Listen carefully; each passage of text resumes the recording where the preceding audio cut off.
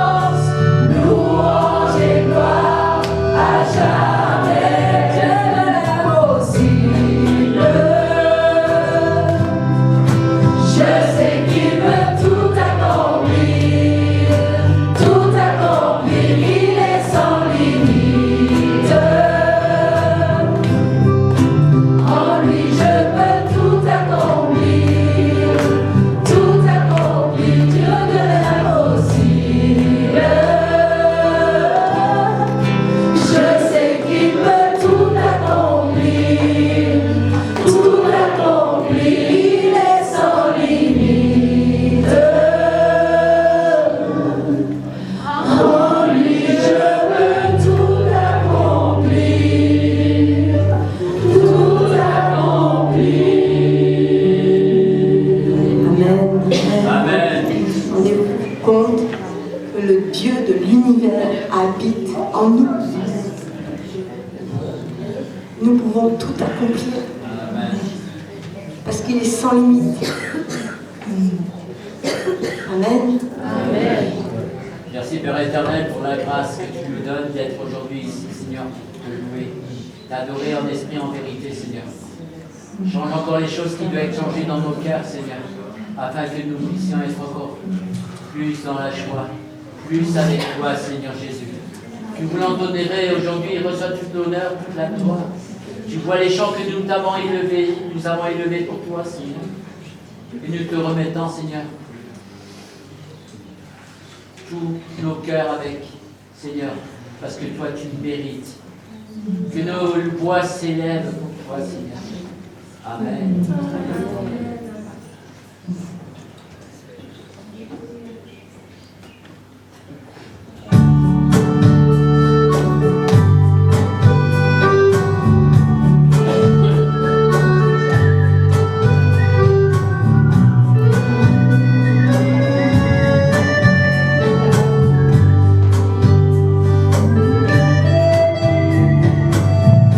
En toi, les âmes sont bénies.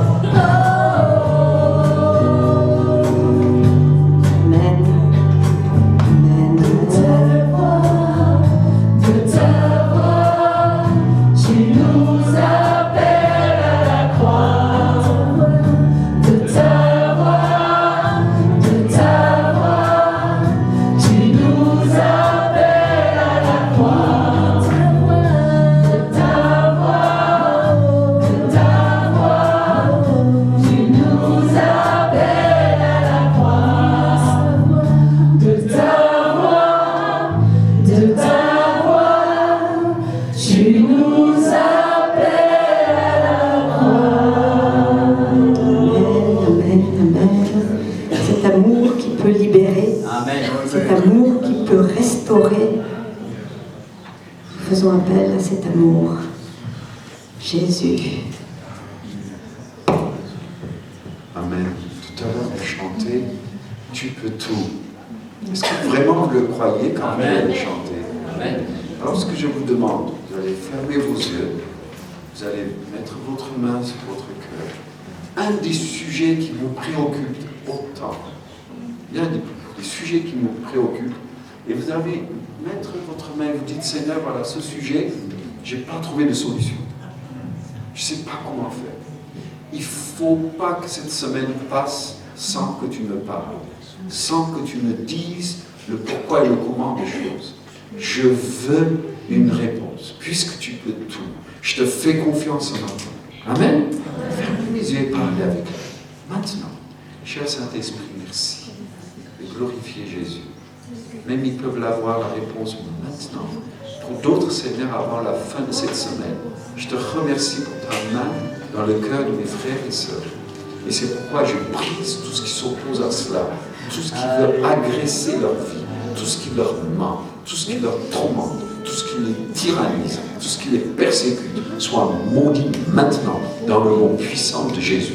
Et je libère la foi maintenant. Tout ce qui étouffe la foi soit brisé maintenant. Que le Seigneur te reprime, toi, étouffeur de la foi. Que le Seigneur te reprime, tu lâches leur cœur, leur âme, leur esprit, leur santé, leurs finances, leurs relations, leur domaine spirituel. Tu lâches tout ce que tu détiens comme prisonnier. Je brise ton pouvoir. Tu le lâches maintenant, qui que tu sois, et quel qu'il soit ton rang, dans le nom puissant de Jésus. Merci pour la réponse cette semaine. Déjà aujourd'hui, tu vas parler au cœur et je te le remets dans les plus petits au plus grands, Père. Merci pour la réponse ce matin, Père, dans le nom de Jésus qui est Seigneur. Amen. Amen. Je le crois et je le reçois. Amen. Tu peux le dire? Je le crois et je le reçois. Amen. C'est un Dieu qui peut tout, mais il faut lui faire confiance. Aucun humain ne peut te répondre.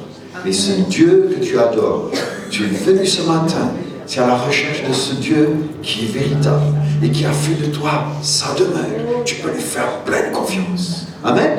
Et ne pars pas en disant « Ah, j'ai pas senti ». Il n'a rien senti. Personne ne sent son cerveau, n'est-ce pas? Et j'espère que vous avez un cerveau, amen. Alors que Christ le fasse, il le fait. C'est pas un homme pour mentir, ni le Fils de l'homme pour se repentir. Il ne change pas d'avis, que son nom soit béni. Et je vous bénis, je crois, vous allez avoir des réponses avant la fin de cette semaine. Amen. Croyez-moi, ça dépend de toi. Ça ne dépend pas ni de moi, ça dépend de toi. Tu le prends au mot, amen. Amen. Tu as dit que tu le fais, Seigneur. Tout est possible pour toi. Tu l'as dit, Seigneur. Je ne te lâche pas. Amen. Et quand vous êtes comme ça, il est fidèle et juste pour répondre. Amen. Que son nom soit béni. Alléluia. Amen. Amen. Merci, Jésus. Car il est puissant. Dieu est puissant.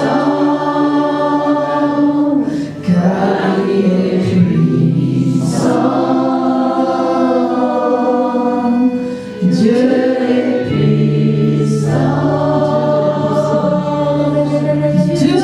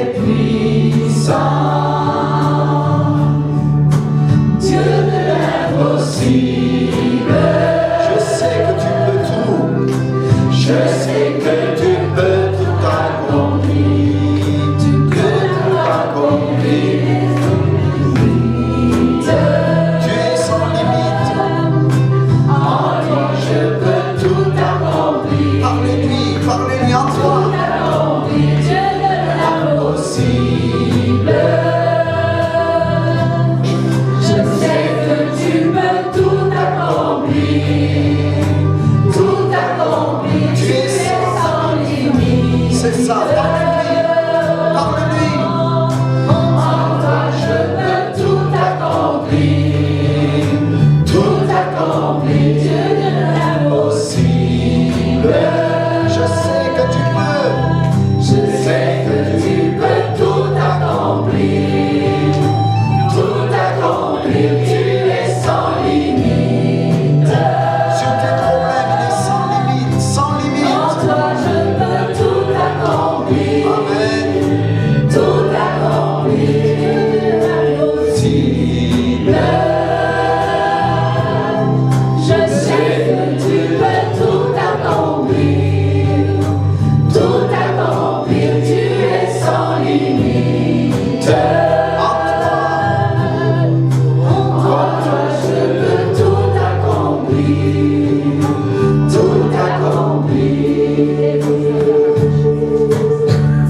Alléluia. Soit puissance et force, louange et gloire à jamais.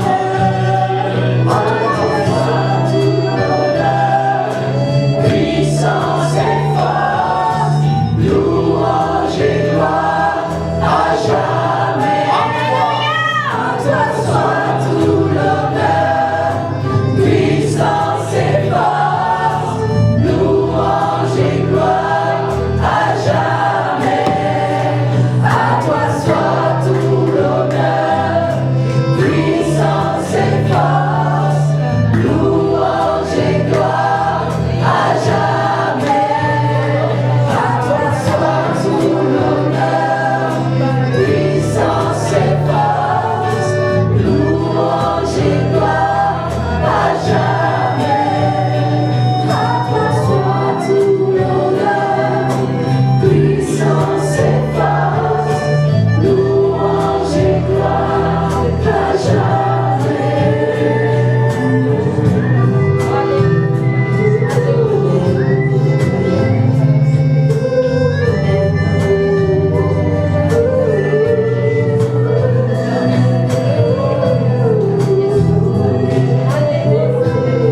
Te faisons confiance, Seigneur. Te faisons confiance.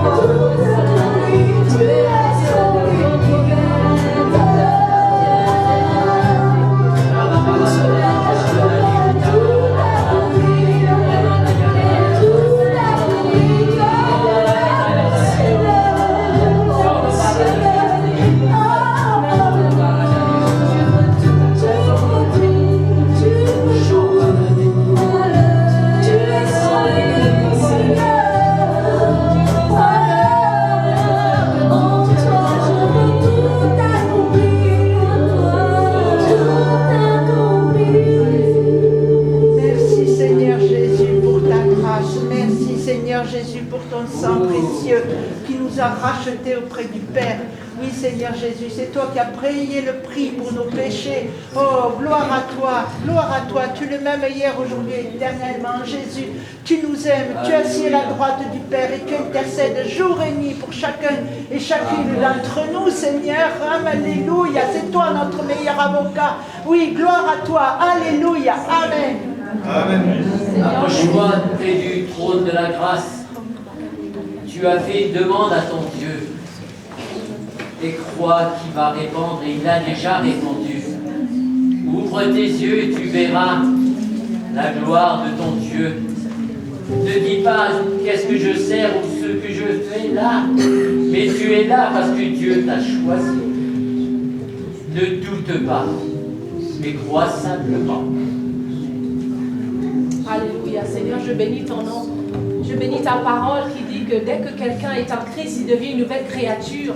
Les choses anciennes sont passées, voici toutes choses devienne nouvelle. Je bénis ton nom parce que le jour où je t'ai reçu dans mon cœur, un être céleste est descendu sur moi. Seigneur, un nouvel être céleste. Seigneur, je bénis ton nom parce que ta parole dit encore qu'il a donné le pouvoir à Dieu, à Jésus-Christ, qui est assis à la droite du Père. Il a mis au-dessus de toute domination, de tout pouvoir, de tout ce qui peut être prononcé sur cette terre dans les siècles à venir, au siècle présent. Il a donné comme chef suprême à l'Église qui est le corps de Christ. Nous sommes ton corps. Tu es la tête qui est au-dessus de tout pouvoir, de toute domination, et nous y sommes. Nous sommes avec toi dans cette puissance, Seigneur. Que tu renouvelles, Seigneur, notre entendement spirituel afin que nous puissions comprendre, Seigneur, à quel niveau nous sommes dans les lieux célestes assis avec Jésus. Seigneur, donne-nous de comprendre ces choses. Donne-nous de comprendre ces réalités. Seigneur, que ta parole renouvelle notre entendement, que notre intelligence soit renouvelée afin que notre Seigneur, notre personne, notre identité en Christ soit révélée, parce que le monde attend avec un ardent désir la révélation de ceux qui sont conduits par l'Esprit de Dieu. Seigneur, merci. Renouvelle, Seigneur. Renouvelle notre entendement. Merci pour ta parole. Amen. Amen. Est-ce qu'on peut applaudir notre Seigneur?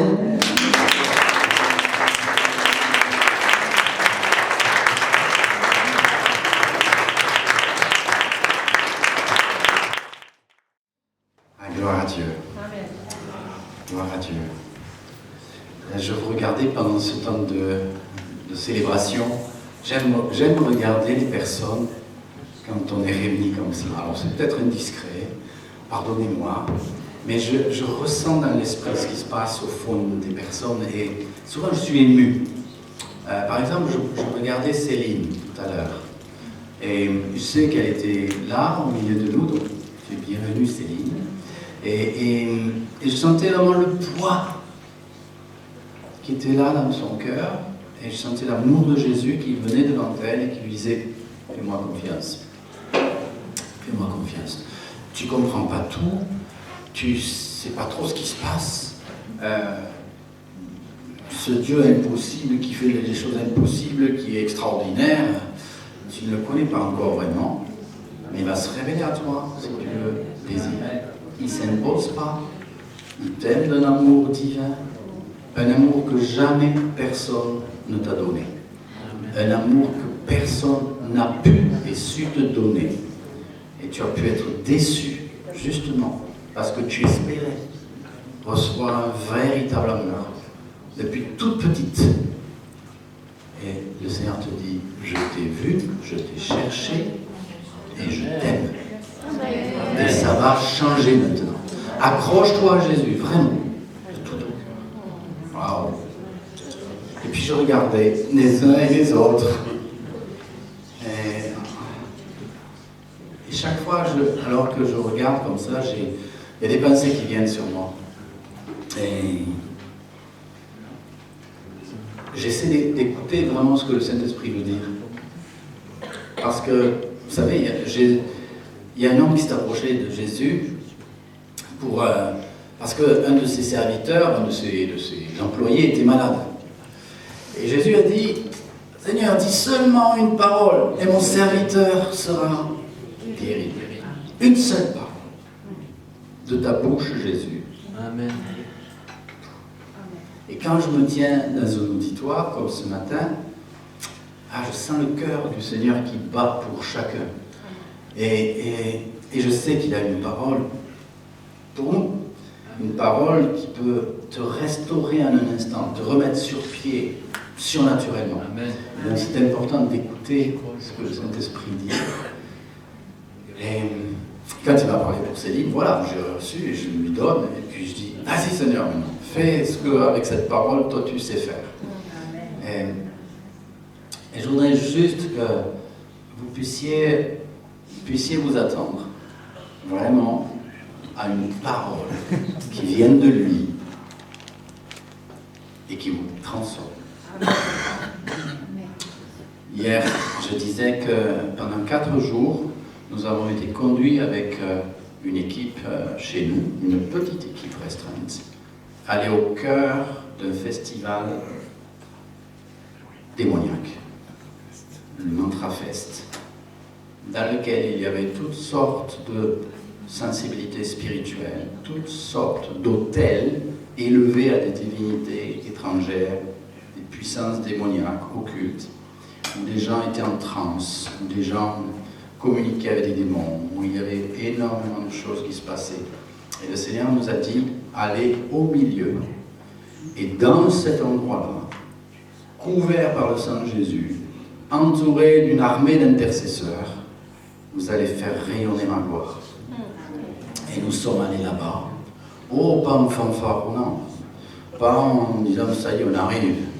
On est vraiment rentré avec beaucoup d'humilité et on a vu comment la puissance du Saint-Esprit a agi, touché, transformé, libéré des personnes. C'est quelque chose de glorieux. Mais pour qu'on le vive, il faut vraiment qu'on soit unis. Pour qu'on vive dans une dimension surnaturelle, il faut que l'Église soit unie. Et le but du diable, c'est de diviser. Diviser pour mieux régner, on dit souvent. Donc tout ce qui perturbe mes sentiments envers les uns et les autres, envers mes frères et sœurs, tout ce qui vient essayer de troubler ma relation avec eux, je l'identifie comme une arme de l'ennemi pour empêcher que l'onction et l'autorité du Saint-Esprit se manifestent au travers de nous. Et donc ce matin, cette parole qu'on a besoin d'entendre les uns les autres, elle vient pour nous guérir, mais elle vient aussi pour nous équiper et pour faire de nous des hommes et des femmes qui pouvons aller dans le camp du diable, comme Gédéon, et mettre en fuite l'armée ennemie. Et donc voilà ce que le Seigneur peut faire au travers de nos vies, si vraiment on se place devant Dieu et qu'on dit Seigneur, ouais, pas change mon cœur, mais donne-moi ton cœur.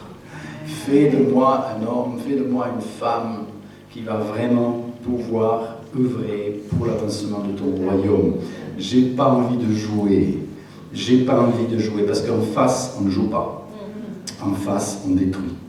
Donc on ne peut pas faire autrement que de nous consacrer au Seigneur, vraiment, et de lui dire, nous voici, Seigneur. Tu sais ce qu'il y a au fond de nos cœurs, on ne peut rien te cacher, mais ce qu'on veut, c'est que toi, tu brilles au travers de nous et que tu te manifestes dans ce pays et dans les gens que nous rencontrons. Dis seulement une parole et ton serviteur sera guéri. C'est ce que je crois que le Seigneur veut faire ce matin. Et je voudrais simplement partager avec vous ce message pour que vous puissiez capter certaines choses. Le titre de ce message, c'est « Passer de l'ombre à la lumière ». On aurait pu aussi dire « Passer de l'humiliation à la gloire », mais j'ai préféré celui-là, « Passer de l'ombre à la lumière ». Est-ce que vous connaissez ce qu'on appelle les anonymes du mot « gloire » La gloire, ça vous parle de quoi? Les gens cherchent la gloire. Dans ce monde, on cherche la gloire, on cherche à briller, on cherche à être en vue. Ça, c'est la gloire humaine. Mais les antonymes du mot gloire, c'est pas pareil. Les antonymes, c'est l'abaissement, l'avilissement, le déclin, la honte, l'ignominie, l'opprobre, l'anonymat, la déchéance, la flétrissure, l'humiliation, l'asservissement, la médiocrité, la pauvreté, la faiblesse, la défaite, l'échec. La liste est longue. C'est le contraire de la gloire. Donc tout ce que je viens de citer, certainement ça t'interpelle parce que tu as passé quelque part, tu as été touché par ce genre de choses, de l'échec. Par exemple, qui n'a pas connu l'échec? Eh bien, en tant qu'enfant de Dieu, nous sommes appelés à vivre dans la gloire. Ah oui, c'est vrai, un jour on sera dans la gloire. Non, aujourd'hui. Le Seigneur veut que nous vivions dans la gloire. Et cela nous paraît tellement inaccessible.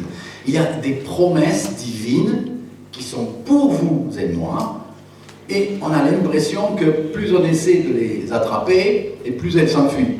des promesses dont on n'arrive pas à vivre la réalité. C'est vrai? Vous êtes avec moi? Ok? Et pourtant aujourd'hui, eh bien, je sentais vraiment que le Seigneur voulait que je vous parle de sa part, de notre identité, de votre identité, de notre identité en Christ, mais aussi de notre responsabilité en Christ, parce que ça va de pair.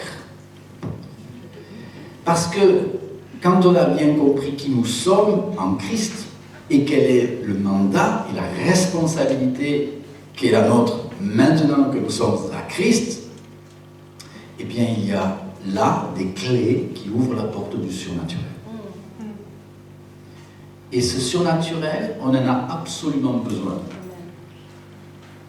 Parce qu'en face, dans le monde en face, il y a du surnaturel.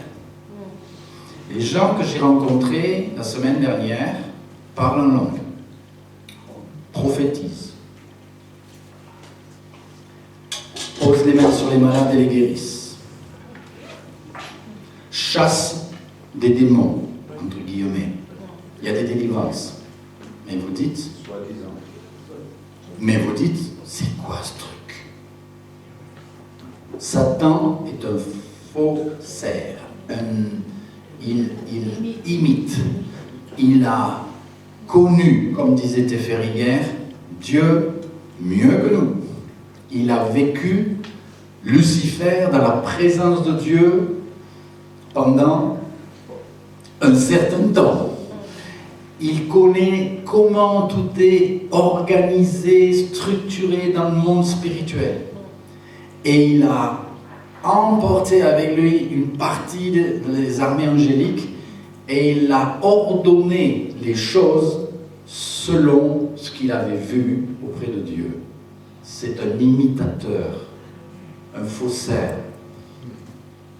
Il cherche à faire la même chose pour essayer de détourner les gens de la vérité. Donc comme ce ne prennent pas, ce sont de fausses délivrances, c'est un faux parler en langue, c'est de fausses guérisons, c'est des transpositions de maladies, la plupart du temps. On vous chasse un truc d'un côté, on vous le colle de l'autre. Parce que Satan n'est pas capable de guérir les malades comme Jésus guérit les malades. La délivrance est née qu'au nom de Jésus. Le reste, c'est des pseudo-délivrances. Mais tout ça, ça existe. Et parce que ça existe, et qu'on en prend conscience, alors on doit vraiment s'équiper. Et l'Église ne doit pas jouer. Elle doit vraiment être le peuple du Seigneur, l'armée du Seigneur, et combattre selon les lois spirituelles avec l'autorité spirituelle que Jésus lui confère. Souvent, Théphérie nous parle de l'importance du parler en langue, parce que la Bible nous dit que celui qui prie en langue, qui parle en langue, s'édifie lui-même. Et c'est important de s'édifier soi-même. Donc si vous avez été baptisé du Saint-Esprit et que vous avez reçu donc le parler en langue, eh bien, l'utilisez-vous. Je vais vous faire un aveu. Avec mon épouse, on s'exhorte régulièrement à parler en langue. Parce qu'on s'est rendu compte qu'on oubliait de le faire. C'est pas automatique. Quand tu parles en langue, il y a une démarche de ta volonté. La différence entre ce que le Saint-Esprit fait et ce que le monde démoniaque fait, c'est que le Saint-Esprit ne fera jamais les choses sans ta volonté, sans ton accord. Alors que dans le monde démoniaque, tu es comme pris par une force et tu ne peux pas faire autrement que faire ce qu'il te demande de faire. C'est la différence. Le Saint-Esprit en nous, on peut l'activer, on peut activer le parler en langue ou pas. On peut vraiment activer la foi, les dons spirituels ou pas. On est toujours maître de nous-mêmes. On n'est pas tout d'un coup saisi en transe et puis voilà. Non, non. Il y a un contrôle parce que le Saint-Esprit ne vient pas nous violer, nous forcer, nous contraindre. Nous collaborons avec lui. Ça, c'est important aussi de le comprendre. Donc, c'est important de réaliser à quel point on a besoin de comprendre qui nous sommes en Christ. Je suis convaincu que nous sommes appelés en tant que peuple de Dieu à vivre de plus en plus dans la gloire de Dieu et pour la gloire de Dieu. Il y a 2 textes que j'aimerais lire avec vous. Le premier, c'est dans Jean, au chapitre 17. Vous le connaissez, vous qui lisez la Bible. Jean 17, verset 22. Jésus dit, je leur ai donné, il parle de nous, n'est-ce pas, des disciples, je leur ai donné la gloire que tu m'as donnée. On peut le répéter? Je leur ai donné la gloire que tu m'as donnée. C'est Jésus qui parle sur lui. Et pourquoi? Eh bien, afin qu'ils soient un comme nous sommes un. Ah, c'est intéressant. Quand la gloire se manifeste dans le peuple de Dieu, eh bien, il y a quelque chose qui se passe. Ça crée l'unité. Quand on voit l'action puissante du Seigneur, il y a une sainte crainte qui nous saisit et qui nous unit. Moins la présence de Dieu est tangible dans une église, et plus les comportements des chrétiens sont un peu dans tous les sens. Plus la manifestation de la présence de Dieu est forte, et plus on s'aligne. Parce qu'il y a une sainte crainte. Comme on l'a dit hier, c'est pas la peur, c'est pas l'angoisse, la crainte. Non, mais simplement la sainteté de Dieu est là. On a envie de s'aligner à sa volonté. On a envie de marcher selon ses voies. On a envie de faire corps avec nos frères et sœurs pour plaire au Seigneur. On ne laisse pas l'ennemi s'ingérer au milieu de nos relations. On ne laisse pas nos paroles émettre des jugements ou des critiques, aussi petites soient-elles, parce qu'il est là, au milieu de nous. Et sa conscience, la conscience qu'il est là, nous garde dans une voie de sanctification et un chemin de vérité. Donc Jésus prie, il dit, je leur ai donné la gloire que tu m'as donnée afin qu'ils soient un comme nous sommes un, moi en eux, entendez bien ceci, et toi en moi, Père, qu'ils soient parfaitement un et que le monde connaisse que tu m'as envoyé et que tu les as aimés comme tu m'as aimé. Père, je veux que là où je suis, ce que tu m'as donné soit aussi avec moi, afin qu'ils voient ma gloire, la gloire que tu m'as donnée parce que tu m'as aimé avant la fondation du monde. Père juste, le monde ne t'a pas connu, mais moi je t'ai connu, et ceux-ci ont connu que tu m'as envoyé. Je leur ai fait connaître ton nom, et je le leur ferai connaître, afin que l'amour dont tu m'as aimé soit en eux, et que je sois en eux. Waouh, c'est extraordinaire. Extraordinaire. Ce que dit Jésus là, si vous épluchez ça, c'est « Je leur ai donné la gloire que tu m'as donnée afin qu'ils soient un, moi en eux. » Christ n'est pas à l'extérieur. On le dit souvent ce temps-ci, on met l'emphase là-dessus. Souvent les gens prient et disent « Jésus, Jésus ». Il est perdu là-haut dans le ciel, je ne sais plus à quel étage, dans les nuages. Seigneur là. Non. Le Saint-Esprit est venu en toi. Si tu as accepté Jésus comme ton Sauveur et Seigneur, Christ, par l'Esprit, vit en toi. Tu es le temple du Saint-Esprit. Tu es l'habitation du Seigneur. Ne le cherche pas à l'extérieur. Ne le cherche pas auprès du pasteur machin là, qui a une onction particulière. Il est en toi. Et en toi et au travers de toi, il peut faire des choses impossibles. Dieu de l'impossible. Amen. Un autre texte, dans Ésaïe au chapitre 60, il est dit ceci, verset 1er, « Lève-toi » c'est à nous que ça s'adresse, hein. « Lève-toi, sois éclairé, car ta lumière arrive, et la gloire de l'Éternel se lève sur toi. Voici les ténèbres couvrent la terre et l'obscurité les peuples, mais sur toi l'Éternel se lève. Sur toi sa gloire apparaît. » Voilà ce que la parole de Dieu nous dit.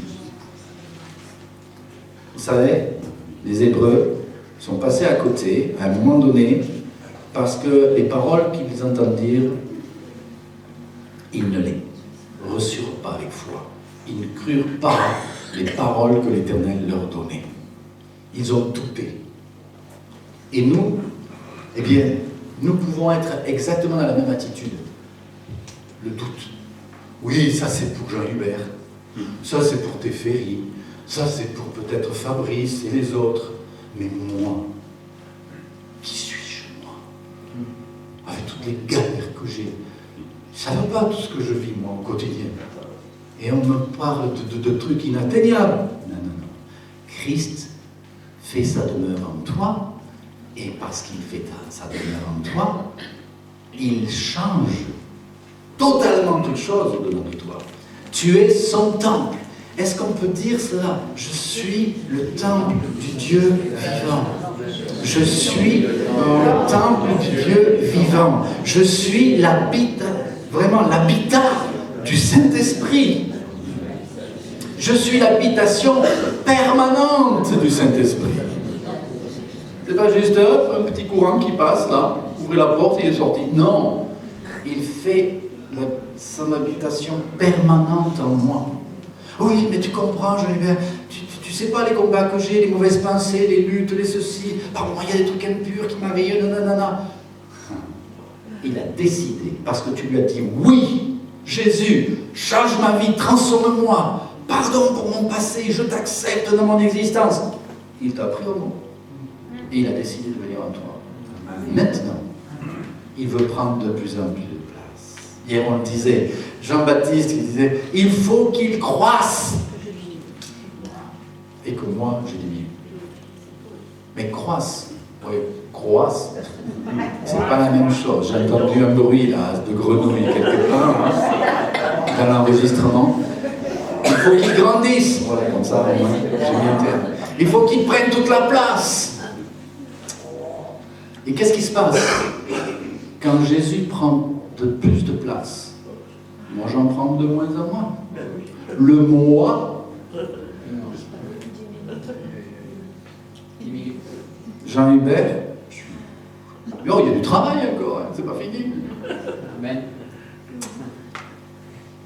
La vieille ne voulait pas mourir parce qu'elle voulait toujours apprendre, disait le dicton.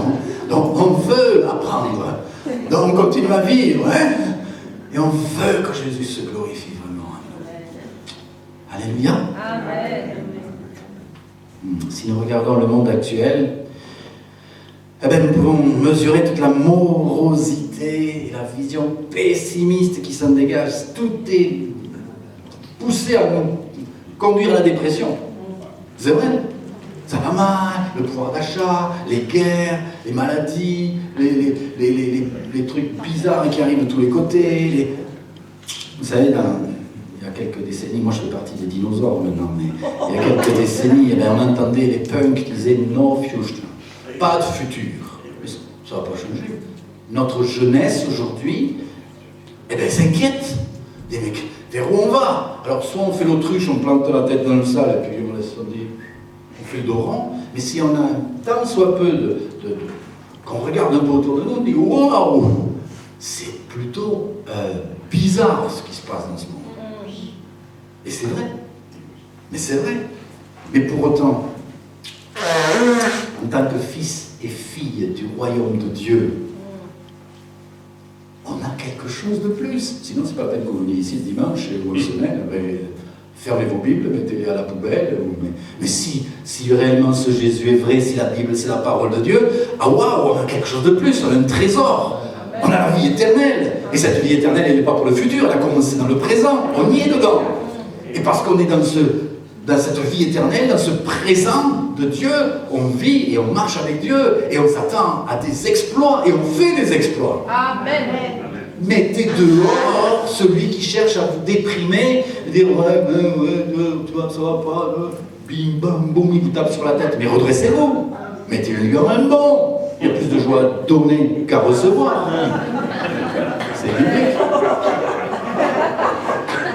Non, mais vous m'avez bien compris. Je parle qu'on n'a pas à lutter contre la chair et le sang. On n'est pas en train de faire à nos frères et sœurs, ni aux voisins qui fait du bruit avec ses poubelles le matin. Non, non. Ou le petit chien qui aboie. Non. On est là pour servir le roi de gloire et mettre des coups dans le cœur du diable. Oui. Alors, vous avez entendu ça souvent, mais on avait une personne qui disait toujours nous sommes, nous les chrétiens, trop souvent des papiers buvards. On absorbe tout ce qui passe autour de nous, et plutôt que d'être des thermomètres, nous devons être des thermostats. Ça, vous l'avez entendu? Non? Ah ben, vous l'entendez aujourd'hui. C'est-à-dire que soit vous êtes un chrétien thermomètre, c'est-à-dire que vous prenez la température, alors ou là il fait froid, ça va pas, ou il fait chaud là, ou alors vous êtes un chrétien thermostat, c'est vous qui amenez la température.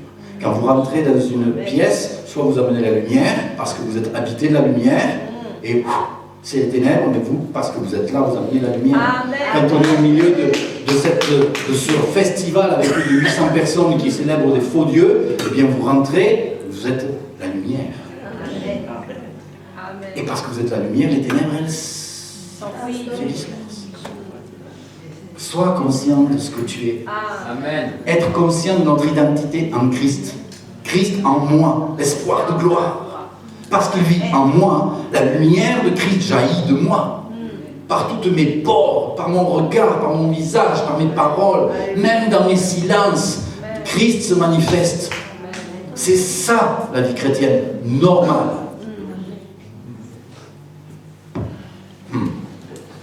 Oh, j'ai pas fait grand chose.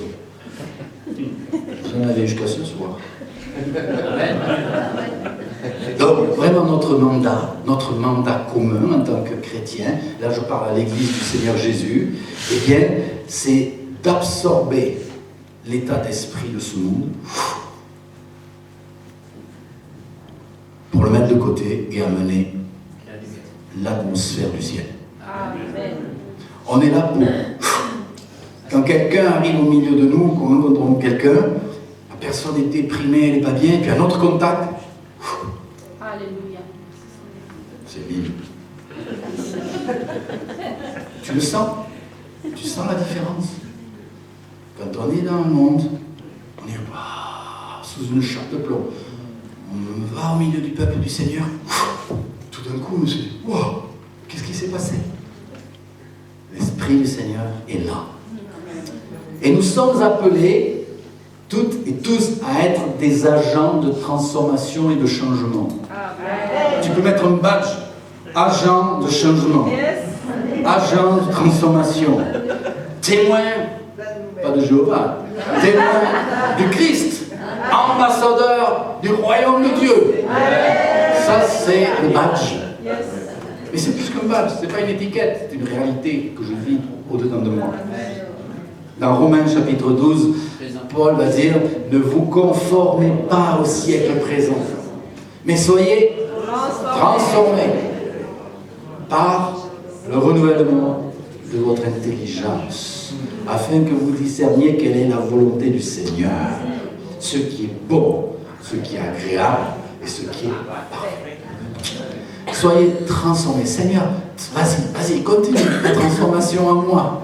Vas-y, parce que cette transformation amène un changement en moi et autour de moi. Et alors, à quel signe on voit vraiment que le royaume de Dieu avance? C'est bien par cette transformation déjà. Moi, je dis souvent, vous savez, beaucoup de gens disent, ah oui, il faut faire des disciples, il faut être disciple de Jésus. C'est super. Qu'est-ce que ça veut dire, être des disciples? Eh bien, ça veut dire aller prêcher l'évangile, guérir les malades, chasser les démons. Ouais, super, excellent. C'est vraiment une très bonne réponse. Mais il y a aussi quelque chose d'autre à voir. Ah oui, quoi? Eh bien, la transformation du caractère. Ah, mince, j'avais oublié. C'est quoi ça? Voilà. Il y a peut-être en toi des choses qui ont besoin d'être touchées par l'Esprit de Dieu, parce qu'autrement tu es imbuvable. C'est dur de vivre avec toi. Il y a des fois, je ne sais pas vous, mais moi, j'ai eu du mal à me supporter moi-même. Non. Moi, je m'aime bien, hein, maintenant. Mais je veux que le Saint-Esprit continue son œuvre en moi, parce que je sais que c'est indispensable que mon caractère, ma personne soit transformée à l'image du Seigneur, et il le fait si je suis conscient de sa présence en moi au quotidien. Plus je suis présent de sa conscience, hier on le disait, on le répète aujourd'hui, on le répétera sans cesse, plus je suis conscient de sa présence en moi, plus eh bien, j'ai envie de lui plaire. Plus j'ai envie de lui plaire. Je l'aime. Il m'aime tellement. Seigneur. J'aime ma femme. J'ai failli la perdre encore il y a quelques jours. Elle a fait une chute dans un ravin, pour ceux qui ne savent pas. Elle s'est fracturé les vertèbres. Gloire à Dieu, nous partons au Canada dans 8 jours pour servir le Seigneur. Et elle marche, elle est en plein redressement, et ça va bien. Mais elle a failli mourir. Elle a failli mourir. Et je dis, franchement, j'ai perdu le fil de mon idée. Tiens, du coup, quand je parle de ma femme, de suite, ça me fait tout drôle. 47 ans de mariage, mais waouh, je l'aime vraiment. Je ne sais plus ce que je voulais vous dire, du coup. J'ai perdu le fil de mon idée. Vous voyez, comme quoi, hein, on peut rester amoureux longtemps. Et puis si vous avez perdu l'amour pour votre mari ou votre conjoint, il y en a ici, qui sont mariés, mais qui ont senti que ça t'y est dit, ça t'y est dit, ça t'y est dit. Oh, il doit y en avoir ici. Pour que je parle de ça, je ne l'avais pas prévu. Eh bien, le Seigneur peut renouveler votre amour, si vous le demandez. Il y a des couples qui sont ici au milieu de nous. Levez la main. Ouais. Oui. Bon, mais le Seigneur veut vous renouveler dans votre amour. Amen. L'un envers l'autre. Et vous renouveler dans votre amour aussi envers votre Jésus. Plus vous aimez Jésus et plus vous aimez les autres. Bon, j'ai perdu le fil, mais en tout cas, je crois que ce que j'ai dit là, c'est aussi important. Donc, ouais, nous croyons que la manifestation du royaume de Dieu peut se passer au travers de nous et que nous voyons des vies transformées, des vies changées, des gens délivrés, des gens... Mais tout cela a pour seul but que Christ soit glorifié. Donc, la gloire du Seigneur vient en moi pour que je le glorifie davantage. Le problème souvent, c'est que la gloire de Dieu peut se manifester au travers de toi, mais tu gardes un petit peu une part de la gloire pour toi. Et ça, c'est une joie. Je ne donnerai pas ma gloire avec vous, me dit le Seigneur. Hier, on parlait de certains ministères qui ont brillé magnifiquement, qui ont servi le Seigneur avec puissance et puis qui ont mal fini. C'est triste. C'est pas ce que Dieu veut pour nous. Donc vous allez briller de plus en plus, vous allez glorifier le Seigneur de plus en plus, vous allez manifester sa gloire en vous, sa gloire autour de vous, parce que justement vous avez le désir de plaire à votre Seigneur. Donc notre véritable identité, c'est d'être la lumière dans ce monde. C'est ce que Dieu nous appelle à être, la lumière dans ce monde. Alors certains disent, oui, mais là, tu vois, c'est un peu dangereux parce qu'on peut se prendre au sérieux, et puis on peut tomber dans l'orgueil, il ne faut pas que ça nous prenne la tête. Alors, il y a des petits éléments, je dirais, qui nous permettent d'identifier où nous en sommes. Parce que oui, c'est vrai, la Bible dit que celui qui se tient debout prenne garde de tomber. Mais un des éléments clés, c'est d'abord, est-ce que je me soumets? Est-ce que je me soumets à d'autres? Est-ce que j'ai des référents? Est-ce que j'ai des personnes qui ont un droit de regard sur ma propre vie? Si c'est le cas, ça te gardera de bien des chutes. Ça te gardera de bien des échecs et de risquer de piquer la gloire au Seigneur. Autre chose, eh bien, c'est vraiment de chercher toujours à nous laisser enseigner par le Saint-Esprit. On a toujours besoin d'apprendre. C'est important, si nous voulons être la lumière du monde, d'avoir toujours une attitude enseignable. Et ne pas tomber dans une forme de mysticisme qui nous ferait croire que nous avons des super révélations intergalaxiques qui nous permettent de passer outre les enseignements des autres. Restez enseignables, restez humbles, restez attachés les uns aux autres. Amen. On a besoin les uns des autres. Tu ne peux pas vivre ta vie chrétienne seul. Amen. Si tu le crois, tu es déjà prisonnier de ton ennemi. Dans Matthieu 5, Jésus dit, vous êtes la lumière du monde. Une ville au sommet d'une colline n'échappe pas au regard. Il en est de même d'une lampe. Si on l'allume, on ne la met pas sous une mesure à grain. On la fixe au contraire sur un pied de lampe pour qu'elle éclaire tous ceux qui sont dans la maison. Tu es membre du corps de Christ et pour ta part, tu fais partie de la lumière. Quelqu'un a dit, la lumière, c'est l'ombre de Dieu. En effet, son éclat est tel que ce que nous voyons même, eh bien, est un faible reflet de ce qu'il est dans la réalité. Vous savez, quand Jésus est venu lors de la transfiguration, il a dit qu'il était tellement rayonnant. que même aucun félon n'avait une blancheur telle sur la terre. Ce n'était pas juste comme Moïse, son visage qui rayonnait, c'était tout son être. Et ce que le Seigneur veut, c'est que nous rayonnons de sa gloire. Que quand les gens nous voient dans la rue, ils disent, ces gens-là, ils ont quelque chose de différent. Ils ont quelque chose de différent. Ils portent en eux quelque chose de différent. J'essaie d'activer un peu quand même.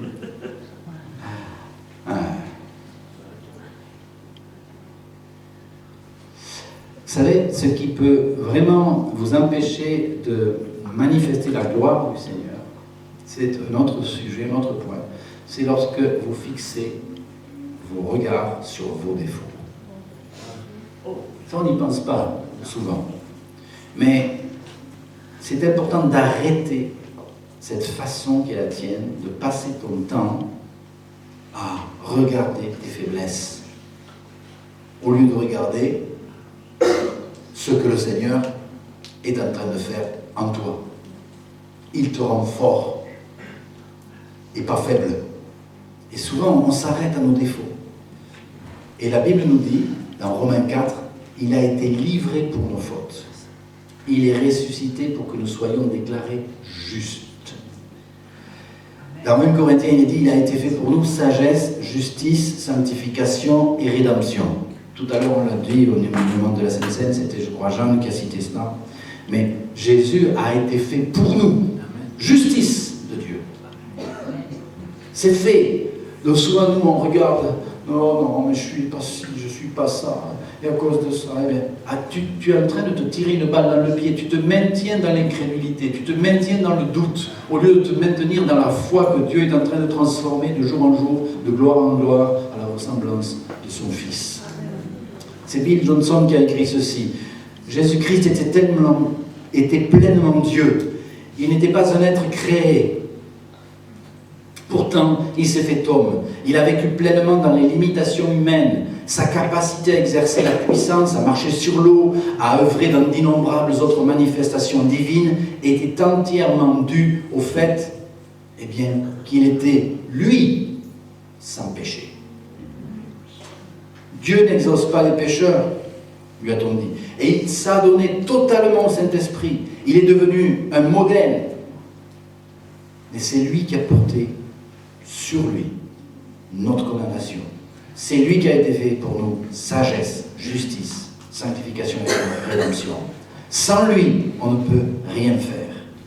Le pardon que Dieu nous a accordé, nous devons constamment nous en rappeler. Il a accompli pour nous ce que personne ne pouvait accomplir. Alors arrêtons de nous flageller en parlant de nos faiblesses, plus que de sa force en nous. En parlant de nos échecs, plus que sa victoire en nous. Amen. Et en faisant ça, nous proclamons à la face des ténèbres, je suis saint, parce que Christ me sanctifie. Je suis pur, parce que Christ me purifie.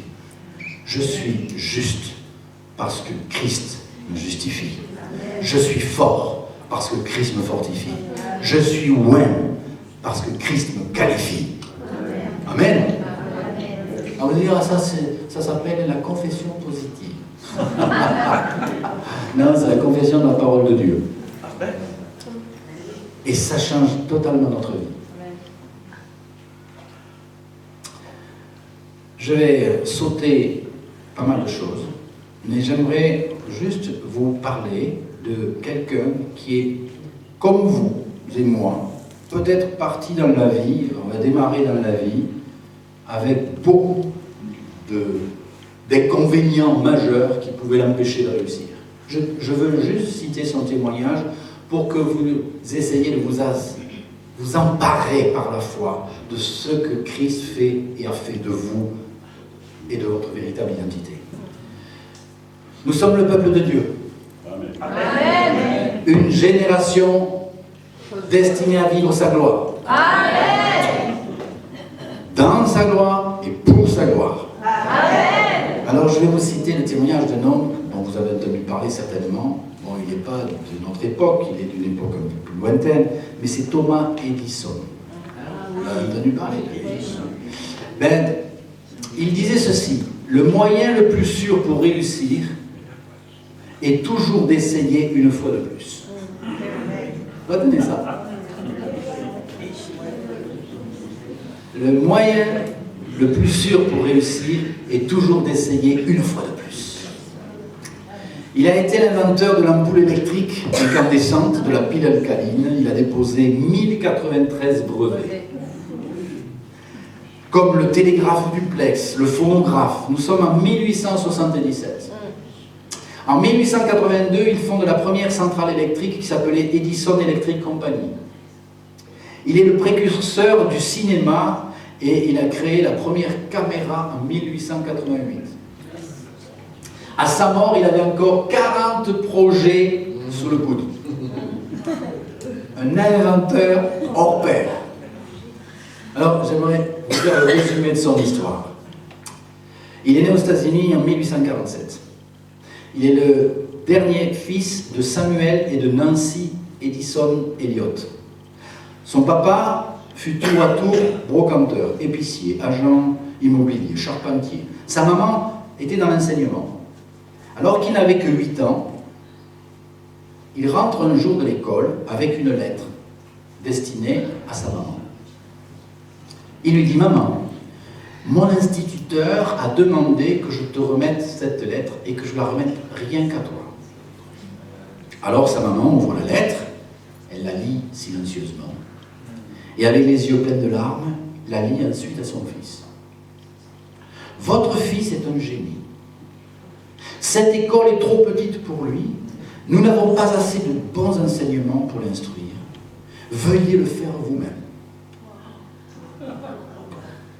De nombreuses années plus tard, quand la maman d'Edison est décédée, il était alors connu comme l'un des plus grands inventeurs de son siècle. Un jour, alors qu'il fouillait dans les vieux souvenirs de famille, il trouva une lettre pliée dans une boîte qui appartenait à sa maman. C'était la lettre qu'il avait donnée étant enfant à sa maman de la part de son instituteur. Il l'ouvrit, la lut, et il était écrit ceci: Madame, votre fils est nul, déficient. On détecte chez lui une maladie mentale. Nous n'autorisons plus votre fils à revenir à l'école, car nous ne pouvons plus rien pour lui. À la lecture de cette vieille lettre, Edison pleura de longues heures, et il dira: c'est grâce à une maman pleine de foi, pleine d'amour, héroïque, que je suis devenu le plus grand inventeur de ce siècle. Edison était un chrétien engagé, né de nouveau, ayant une grande foi en Dieu et dans la parole de Dieu. Je vous laisse ce témoignage pour dire, voyez-vous, on peut mal partir, mal démarrer dans la vie, on peut être les minables aux yeux du monde, on peut avoir dit sur toi et prononcé sur toi des paroles de malédiction, on peut avoir dit que tu valais rien, que tu arriveras à rien de bon, que tu ferais rien de bon, que tu es bon à rien. Eh bien, tout cela, devant Dieu, ne tient pas. Si tu te donnes à Jésus, si tu me suis, toutes choses deviennent nouvelles. Les choses anciennes sont passées. Et avec Dieu, tu fais des exploits. C'est ça, la réalité. Peut-être qu'on n'a pas bien démarré dans la vie. Peut-être qu'on a toujours été où tu as été rejeté, rabaissé, ignoré. Peut-être que tu avais d'échec en échec au niveau scolaire ou autre. Mais aujourd'hui, eh bien, si ces boulets te suivent, il est temps qu'on brise les chaînes et que, comme Thomas Edison, tu réalises que tu n'es pas destiné aux échecs, mais aux exploits. Amen. Amen. J'aurais beaucoup de choses à dire, mais j'aimerais juste peut-être qu'on s'arrête là et qu'on prie. Est-ce que vous pouvez vous lever?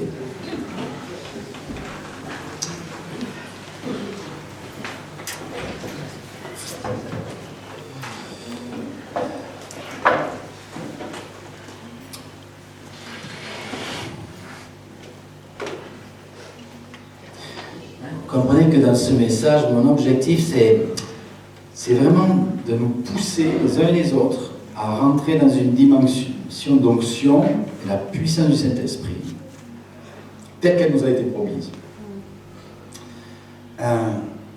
Comprendre que dans ce moment présent, Jésus, qui est au milieu de nous, veut libérer au travers de nous une onction de guérison, de miracle, de prodige. Et au travers de son esprit, eh bien, Jésus veut être glorifié. Père, je leur ai donné vraiment ta gloire, afin qu'ils soient un, moi en eux, toi en moi. Il y a quelque chose que le Seigneur veut faire très très fort dans ces derniers jours, avant son retour. Tout à l'heure, j'entendais quand j'étais dans le couloir que je priais « Maranatha, viens Seigneur, viens ». Je dis « Ouais, le Seigneur vient ».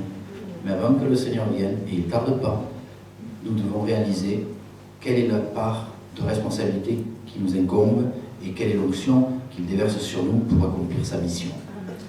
Alors, premièrement, j'aimerais que vous puissiez vous tourner vers le Seigneur et dire « Seigneur, je crois ce que tu dis que je suis. »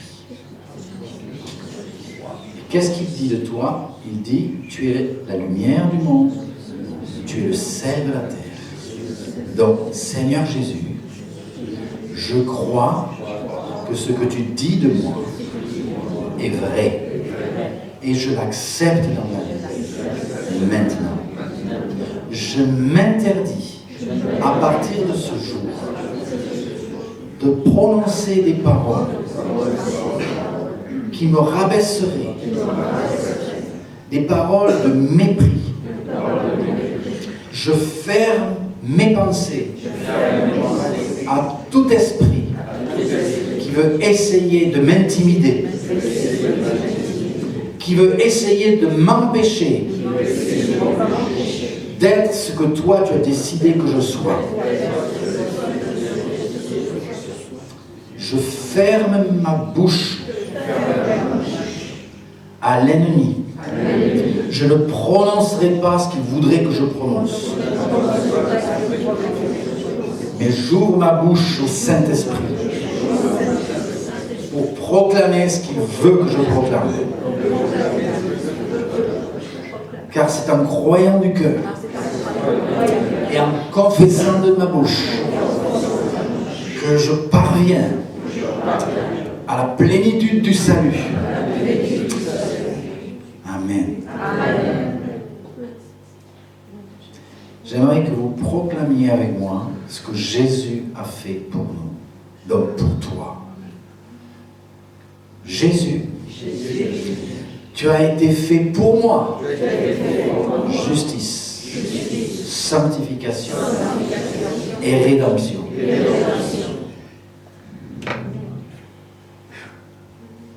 Ce qui veut dire donc que tu n'as pas à chercher à te justifier. C'est fait. Tu as été pardonné. Tu as été justifié. Tu as été sanctifié. C'est-à-dire tu as été mis à part pour vivre dans la crainte du Seigneur et pour le servir sans crainte. Ça paraît drôle. Vivre dans la crainte de lui déplaire pour le servir face au monde des ténèbres sans crainte. Amen. Alors, tu continues à proclamer. Je veux, comme l'apôtre Paul, combattre le bon combat et garder la foi en m'appuyant sur les promesses de Dieu. Toutes ces promesses sont véritables. Elles sont pour moi aujourd'hui. Je les reçois. Elles deviennent ma vie. Elles deviennent ma façon de vivre. Je marche dans la promesse du Seigneur. Je combats le bon combat. Et je garde la foi. Coûte que coûte. Amen. Je veux briller comme Jésus a brillé. Et comme il me demande de briller. En accomplissant les œuvres bonnes qu'il a préparées pour moi. Je veux accomplir ces œuvres bonnes avec mes frères et sœurs. Ensemble, afin que le royaume de Dieu soit manifesté au milieu de nous, dans ce département de l'Aveyron, là où tu nous as placés, Seigneur. Nous voulons prier comme tu nous l'as demandé, et nous voulons accueillir ta gloire parmi nous, par toutes sortes de manifestations de l'Esprit. Par des signes, des miracles, des prodiges, et au travers d'un caractère transformé. Merci.